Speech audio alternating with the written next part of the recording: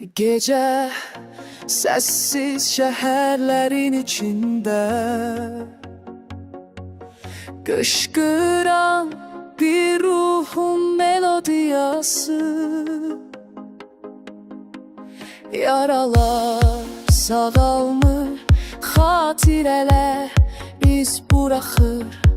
Unutma, bu yürek senin adını taşır. Boş küçelerde yalnızlığın sesi, her qışqırıqda hiss edirəm əzabı. Duyğular iç içə qırılmış xəyallar, sənin üçün döyünür qəlbimdəki bu alovlar. Sonsuz geceler, yuxusuz anlar, seninle dolu bu karanlık dünya. Bir melodiyaya çevrilir her bir kışkırık. Senin adınla başlayır bu dağılın sesi. Gel bir ritmi senin adını taşıyır. Unutma, unutma, bu sevgi hele var.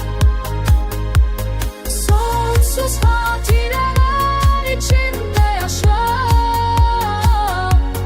Her kışkırıkta sen benim yanımda. Gece sessiz ama seninle dolu. Her kışkırıkta ruhumda bir iz var. Bu melodiyada senin adın yazılı. Unutma, bu yürek senin adını taşıyor. Yaralar açılır ama sevgi sağaldı. Her anın içinde sana olan sevgi. Duyguların derin içinde bir alov, senin adınla yanı bu kalbinin sesi. Dinle bu melodiyanı,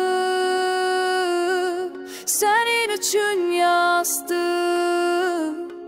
Bu gecenin karanlığında her kışkırık